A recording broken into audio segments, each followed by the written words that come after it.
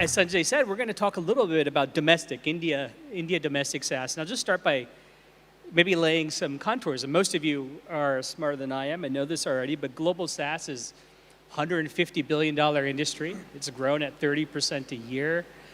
It represents 27%, about 25% penetration into the global software markets.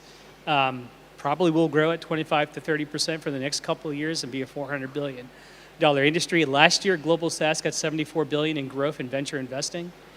If we sort of turn the lens to India, India is 6 to 7 billion of SaaS revenue, of which one and a half, probably closer to 1.5 is domestic SaaS, not sort of export SaaS. There's 4 to 4.5 billion, and Sajid will speak more about this, invested in India SaaS last year. And so the first question I'm going to start with is whenever I speak to investors, and I suspect those of you who serve India SaaS get this question, which is why would you build for India domestic SaaS? There's $70 billion, $73 billion that sits outside of India. Isn't it foolhardy to build for India? Is it worth it? And I'd love to just sort of, Mukul, maybe start with you, and then Shivku, just get your answer. Like, why did you build for India? Do you think that's a fair statement? Yeah, so thanks Arpan for that. So just a one-liner about ClassPlus. We essentially build a OS which helps any coaching center, any creator, any independent educator launch their online teaching business. Now for us, now how we started and why we started this was, we think that SMB in India is an industry which never dies because SMBs are there forever. And SaaS is a great GTM for us to become a part of their business flow, their revenue outcomes, their monetary growth. And like me and Bhaskar, my co-founder, we often joke actually between us that every SaaS product, for whether it's for an SMB or enterprise, at certain stage of its life, it either becomes the CFO of that business or it becomes the CMO of that business, right? And we've realized that as we go bottom towards the pyramid, like our SaaS product has to become more of CMO because only when you add $1 to their bottom lines, they actually pay you something. Yeah. But as you go up the chain, you can actually also build a product which might not be adding dollars, but saving significant enough and assuming a CFO kind of a proposition. So I think building for SMBs and enterprises, one, it's a great GTM. And secondly, you occupy one of these two very pivotal roles in their business and you grow alongside. And I think that is the reason why we ever got excited by this. That's fantastic. There's a thread that you, and then Shivku will come to you, that you spoke about, Mukul, that there's this pattern, I think, in India for India SaaS, where some of our SaaS companies that serve the local market become more like platforms, right? Adding features, serving, in your case, tutors on one side, students on the other side, you're introducing live video feed, you're introducing others. Do you think that's sort of fundamental to being successful as a SaaS player in India? You have to actually become more platform-oriented. I think there's others, Akansha, she's in the audience, she runs Love Local. I think I could argue that that's more platform-like, and you can see other examples. Do you think that's true? Yeah, I think it's worked. It's been very true in our case. Like, essentially, we've also realized that SMBs don't want to use multiple software products to run their lifestyle. They would rather do it in a very mundane and old school way. But if they want to use a tech platform, they want it to serve every cause. So for the first 1.5 years, and like before Bloom put in a check, we were just a tool for them to manage their paperwork, solve their backend processes, or manage their attendance rules, which actually does not really move the needle for their business. Yeah. But once we were in a critical mass enough, and the students were already started on the other side, the students were already on the platform, they started selling content. The moment that started happening, there was a flywheel that why is it really, really necessary? So I think SaaS for SMBs can be a great GTM, whether you want to build into SaaS-enabled marketplaces or transactions or business flow or whatever else. But I think it's the greatest single GTM into any SMB in this country. Fantastic. What about you, Shivku? You have this interesting perspective because I think you told me 60% of your business today is in India, 40% is Middle East and Singapore, but the origin was here, right? You started the business here. So how did you think about this? Like, why did you start here versus say, look, you know, in my sort of unified communications market, I should have gone global. Like, do you think there was a depth of market? Do you think there's a depth of market? So now that I have everybody's attention, I also want to say two things before I Yeah, answer of your course. question. Do it. One, I think Karthik and Sanjay and Ashish, now that you guys have been around for 11 years, I feel like you guys will be around forever. Because 11 years is such a long time. And second, now that I have all of your attention, we have APIs for SMS, WhatsApp, voice bot, chat bot, video, and a contact center. I know that all of you are using some or all of this. I know that all of you have some problems with some of this, so in case you have any issues, please just talk to me. I'm right here. So when we think of Exotel, we think of both the telco aspect of the business as well as the software aspect of the business. And as you know, the telco market in India is actually pretty big. One of the largest in the world. And so we think of ourselves as the future of communication. And so I think even from the get-go, the market has always been large for us. So I think in my mind, some of the SaaS market definitions, I think part of our business fits into that, but part of our business also fits into minutes and data and numbers and messaging. And so interestingly, it looks to me that some of the largest B2B software companies in India today are communication companies. You could think of Route Mobile, you could think of Gupshup, you could think of us. So I think that has been the key. Can I pause you there? Because I want to pull on this thread. Because I agree with you that some of the largest domestic SaaS companies are in communications, to your point, or sort of MarTech, right? Gupshup, to your point. CleverTap, majority of their business is here. Yellow, majority of their business is here. Yourself, and a few others. What is it about the domestic market that lends itself to creating scale SaaS players in these particular segments? So I see two things happening in the market. First one, communication tech is a automatic consequence of the India internet story, which I think all of us believe in. So if all of the business transactions are going to get digitized, then naturally engaging with customers is a key part of it. And so that requires a lot of communication tech. So I think that's one way to think about why this aspect of B2B SaaS software is a big deal in the days to come. And the second one is when I speak to enterprises, the themes again and again seems to be digitization and automation. It looks like the top 500 companies in India are all sitting with legacy old software. And they've been fractured by new age tech native companies, let's say Think Zerodha. And so that's something that they want to change, and they are investing heavily in automation and digitization. And I think that's going to propel a lot of B2B SaaS in India in the future. And so I'm going to come back to you. I think the other question I really like to get underneath, and I think it'd be helpful for everyone to understand your stories, is when you talk to SaaS companies or founders, you'll hear different, but some people say, look, my growth it's all about the product, right? Product-led growth. I need to make it viral, whether it's Atlassian or Slack. But I'm curious, in India, does that hold true, or and I know it's a complicated, multivariable question in some ways, that it's go-to-market, it's customer success, it's product, also probably pricing and how you approach it. Both of you have now built large businesses and scaling rapidly, particularly domestically. What combination was the unlock? What was sort of the hurdle? Was it getting the right go-to-market motion? Maybe Mukul, we'll start with you. Was it getting the right pricing? Because in your case, right, you're dealing with tutors who never bought. I assume you're their first product in a way, right? So you had to convince them to share part of their income with you. So what was the unlock? Yeah, so it was a cultural shock to us when we first went to coaching centers. And we said that, do you ever purchase anything? And the only product that ever purchased before was Just Dial, which essentially tells them that we'll give you more students. And on the other hand, we came and said that we'll charge you as much money, but we'll definitely not give you any students, right? So, that's where the hard part of it began. But over the next few quarters, and actually it still continues today, I think almost all the biases or notions I had about how to build a product have been proven wrong, They've all been wrong. Absolutely, they've all been shattered, right? In fact, now, if a designer at ClassPlus brings a very fancy UI, it is most likely to get rejected in the next 5 seconds, right? So, in fact, so many people actually have jokingly called, and they still call, we are a very desi product when you look at the fields of it.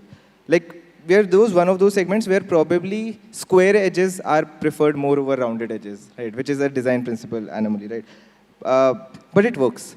It works in our segment. 78% of our customers today are in tier 2 and tier 3, with 48% in tier 2 and 30% in tier 3, right? Okay. So that was a big cultural shock for us. Don't build a very fancy product. Build as simple as it could, even if it looks very, very primitive. Even if it looks 90ish, it's totally fine. We also personally have not seen many freemium to premium products actually scale in India, right? And we essentially were probably one of the first paid SaaS products in the country, right? And surprisingly, our retention curves went higher when we started doing paid products, right? Because we realized that now these SMBs are extremely harsh, and if they have given you money, He's committing. they will get you to do their work, right? So the product quality actually went up. And as growing forwards, like these things actually taught us inside the company, like chasing vanity metrics while building SMB SaaS is the worst thing to do. Your metric should be actually like how simple your product is to be used, what are your cohorts performing, are they paying you something or not? And ultimately, we've also realized that this is just the first level order problem. At the end of the year, if our product is not adding a single dollar to his top line, he'll most probably not take you the next year. And now these things look very counterintuitively true. But I think along the process of growing up, we all got very corrupted when we read like 1,000 books on product management.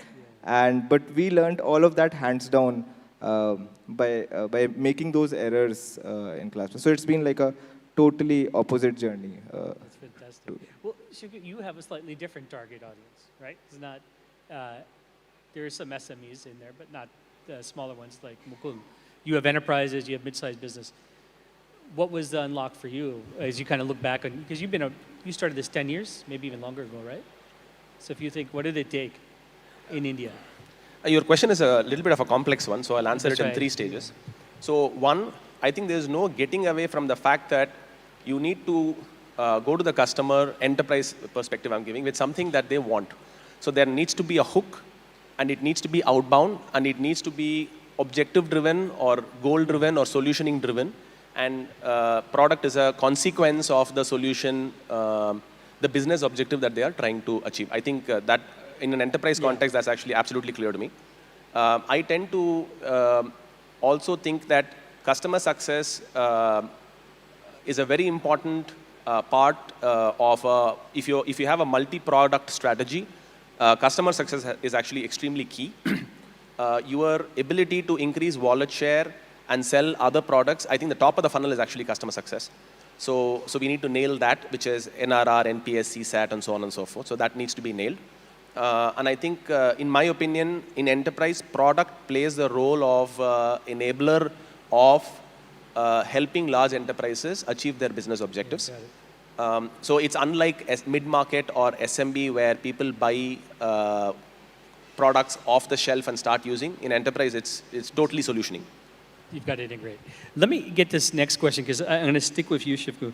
I'm going to go back to the origins. I talked about global SaaS, $150 billion industry. India, domestic SaaS, $1.5 billion. Inevitably, someone's going to push you guys to say, well, the prize is over there. Go build for, whatever it is outside of India, US, Singapore. So the question I have for you is how difficult is that if you start your focus in India and you build for India because you've done the things that Mukul said or you've said, to then shift the business or add to the business, let me say add to the business, to focus on a US market or a Singaporean market or a Saudi? Like what change, like can it be done?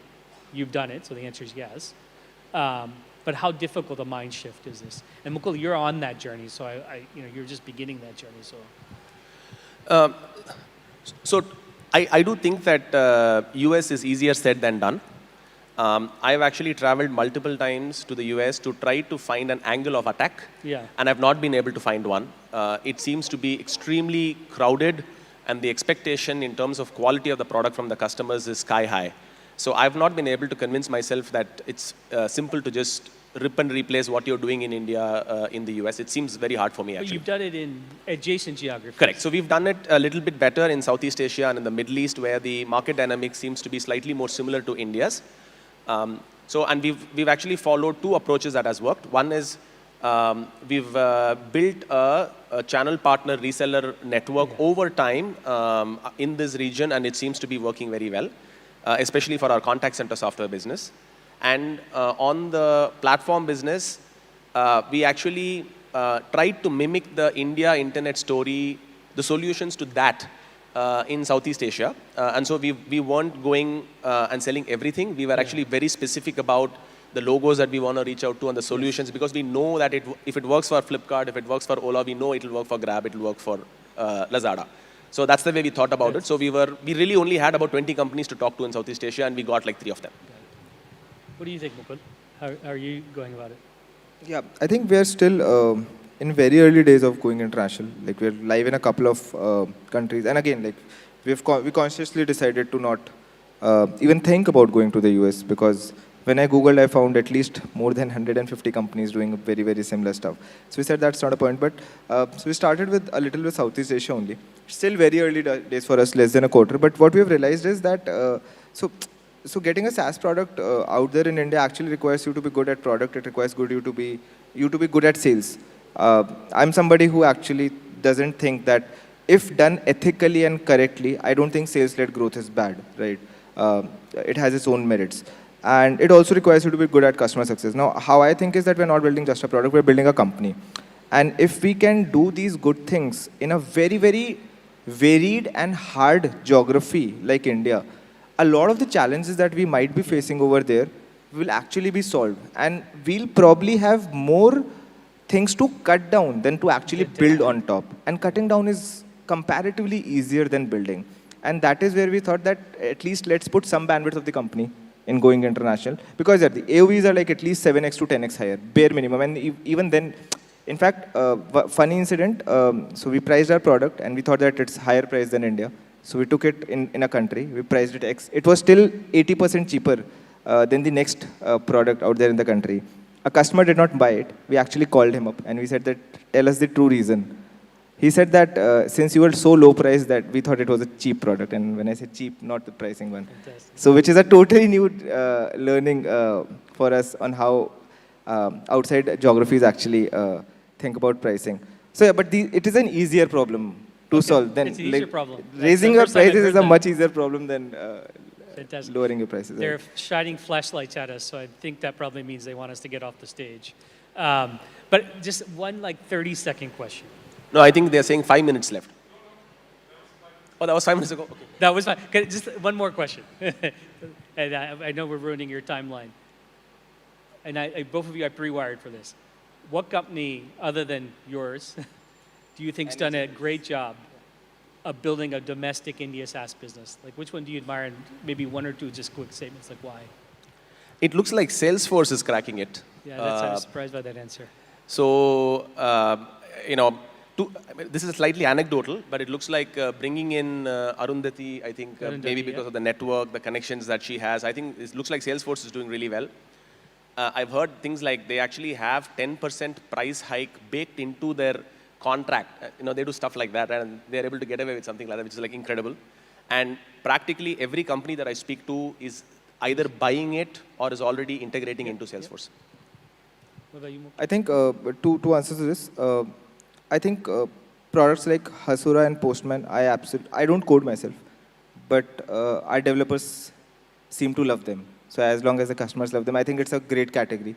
The dev products are extremely good SaaS. Secondly, not a particular company, but I think in general a category called marketing automation. I think it is, we built something like that in our product. It is the second most used feature on the product today. I think marketing automation in itself looks like magic to the end customer. And I think everybody, right from CleverTap to WebEngage to Yellow to everybody, I think that category in itself is going to grow so fast. I love it. So mine, other than Exotel, is Gupshup, which is a competitor of yours in some ways. I think they built a 100 million plus ARR business in India. And it's almost exactly for the reasons that both of you said. They've tapped into the consumer story, right? Derivative of that. Lots of buyers, to your point. And they've made their product and pricing packages very specific to the country. So thank you guys. And thank you to the Bloom team for allowing us to carry on. Thank you, Arpan.